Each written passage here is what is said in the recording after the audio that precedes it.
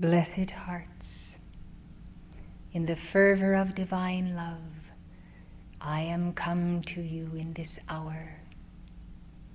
So grateful am I that I may be counted among those who can come back and tell you who are on the other side of the wall, so to speak, of the glories of reunion in the realms celestial.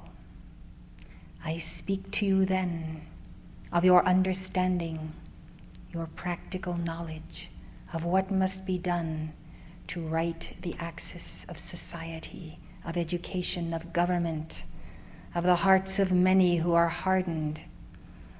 When you see representatives in government and industry coated with the fat of their own selfishness and their own lust, you would almost despair as to wonder how civilization could move forward into a golden age. I say to you, make up for those who know not what they do, many of whom have lost their souls long ago and snuffed out the threefold flame for want of tending it in daily invocation at the altar of God. I speak then of music as the instrument to call many souls home. The music written, orchestrated, performed is a magnificent magnet. As you continue to bring forth this music and to as quickly as possible release it to the nations, you will find that many who are lost will be drawn to this altar of God or similar altars of this organization throughout the earth, and they shall swiftly know the path and set aside all past ignorance. They shall know the way, beloved, for they shall follow the music all the way home to God.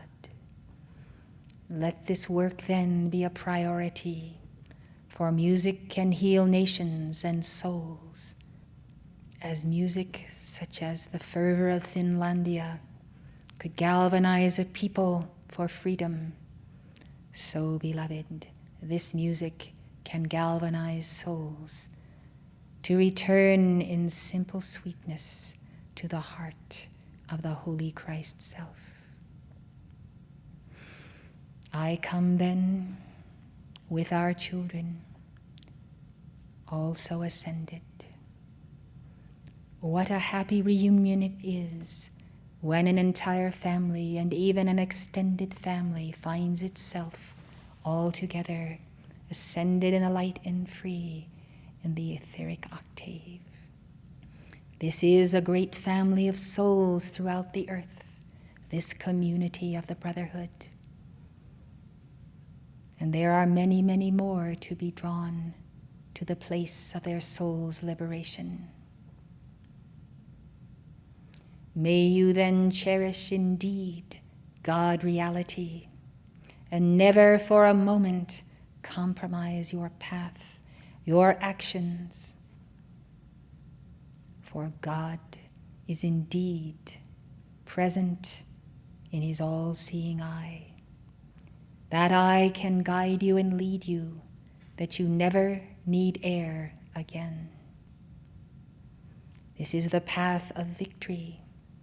Know that it is fraught with many dangers. Keep on the path, beloved. Do not stray off of it, for the path will guide you until you are at home in divine love with all whom you have ever been with in all past incarnations, all the way back to the beginning of the creation of your twin flames. We are interested in the acceleration of education of children who come through this dispensation of this church. We are concerned that they then shall have the wherewithal to bring back the culture of Atlantis and Lemuria when these continents were at their height. The culture of music is essential for it is for the healing of the soul. Let the children rejoice in gymnastics, in physical development, in the healing of the mind and the expanding of the mind, that the mind itself might be the chalice of the mind of God. Let children know at an early age that they can listen to the voice of the inner Christ, communing with that Christ daily. This is the beauty of the Montessori method, as you know, that Maria Montessori recognized the inner teacher, whom we call the Holy Christ Self. By this constant daily communion, little children are making their way toward the bonding to the Sacred Heart of the Christ Self. Is this not a beautiful thing to see, to watch the intuition and the sense of rightness or wrongness of a given situation? How sensitive are the sweet souls that you are bringing forth. There are so many souls of light who have lost their lives in enormous travail and great burden. As you know, your beloved El Moria is burdened by the situation of the Tibetans and how many have been slaughtered and abused, and how that culture of thousands of years has been or is in the process of being destroyed. There are great devotees of light who have had to go through this pain of death and to return again, some because of their karma and some because of original atrocities against them. Many of these are ready to be born again, and they yearn to be in the place of protection in the United States, in this very community. We pray that many throughout the world who are part of this church will volunteer to bring forth the greatest lights of that community and those who are deserving in any case. We look to the future and to generations unborn. We look to you as God-parents who will bring in souls that one day shall champion the cause of the Brotherhood. That day may not be long before you, for such is the desire of our Father, Mother God, to accelerate the light, to hasten the days, to shorten them for the elect's sake. This is our desire, beloved. Therefore, give the children tremendous opportunity for development, for each one is so precious. Each one can become both a follower and a leader on the path of reality. Be certain that when children watch television or a movie or a cartoon, that you explain to them what is real and what is not real. That which they see on film is a creation of someone's mind, or often to make money. Let your children analyze early what are the defects of commercialism in that which is paraded before the eyes and the third eye. At a very young age, children know the difference between black and white, what is good and not good. Let their consciences develop. Let that inner Christ presence develop, and always show what is real ultimately, eternally, and what is not real but ephemeral and only a part of the passing scene. When you train your children to know reality, they will lean upon that reality in God long after you have passed through the veil and transcended this earth. Let your children become pillars, and let them have within themselves the rock of Christ, the mighty citadel of that pure perfection of Jesus. Let them be compassionate and caring and loving, and do not be harsh with them, for if you are, they will be harsh with others. And then harshness begets harshness down the centuries. The Aquarian age is the age of a disciplined love and an open door for healing, if the people will receive it. But the healing must begin with a prayer to God for forgiveness for the cause of that condition in the first place.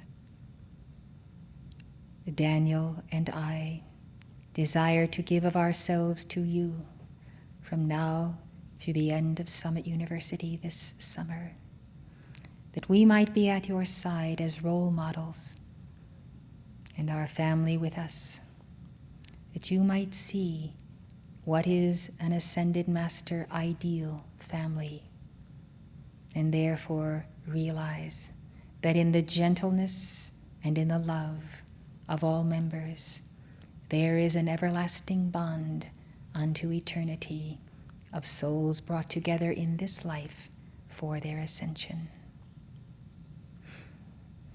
I am grateful to be seated here, to be able to talk with you regarding the burdens of your time and the struggles you have with your children and the pulls upon them and the media that would destroy them before they blossom. Take care. The most precious thing in your possession is your children.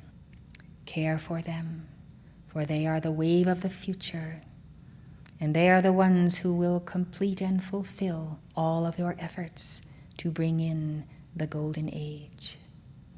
Plant your seeds wisely.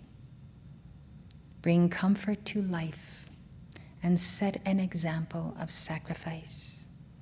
If you think that your children must have all things and all of you perpetually, you are not teaching them for the path of victory. Children must understand what is selflessness, setting aside oneself to meet the needs, the greater needs of another. If children are not accustomed to sacrifice, giving up something they wanted because someone needed it more, someone's situation was dire, and therefore we sacrifice to help that one or that family, then they will not make the sacrifices that must come to them as testings of soul later in life. It has been the way in the West for a number of generations, for people to want their children to have more and better than they had, and in so doing, many children have been spoiled. Having little, and therefore having to have ingenuity of mind to get what is needed, is very important. Simple things in life are what children need, and above all, constant affection and support. Service must be ingrained, else children will not serve when they are at full age, neither in their communities nor even in this organization. Service is a duty of life that all must bear. Giving of oneself begets a growing and increasing fire of love. This is what children need to know, how to infuse life with love, love for one another, so that the persecutions on the playground of life cease and the giving of self becomes the order of the day amongst the little ones and the older ones. Though civilization has changed, and there are many things that come upon families to tear them apart, yet the basic essentials of prayer and communion together and being very one in one's family, these are the bastions that keep your children away from the darkest despair of others, where children never see their parents and therefore become hardened against their parents, against society. You have seen this course for decades now. I pray that you might call for the sword and circle of Astrea to cut them free, and for divine love from all of the Brotherhood to give them a surcease from inner sorrow and pain and longing for love from parents. Give them wisdom, give them the understanding of the challenges of this day, and walk with them all the way to their victory. There is no time that you are not a parent of your children, though your children may be well on in years. One's children are always one's children, and I know that you desire to see them home victorious in this life. Work at it, beloved. Pray for it every day of your life. Pray for your children and all children of the world. 100 years hence, this world shall be in the hands of children, and none of you shall be here. Lay your foundations and give to Saint Germain the very best offering of your hearts, the victory, the balance, the wisdom, and the profound compassion with which you have endowed your children, and by decrees, the children of the world. Saint Germain invites one and all attending this conference to come to the Cave of Symbols this night. I shall conclude now my remarks and ask you to go quietly to your place of rest, to make the call to be taken there by your angels, and truly to commune with him, for he has much to teach you at inner levels, even as he taught us. Saint Germain is preparing you for your ascension every day of your life. Trust him, beloved. To one and to all I say, onward, victory.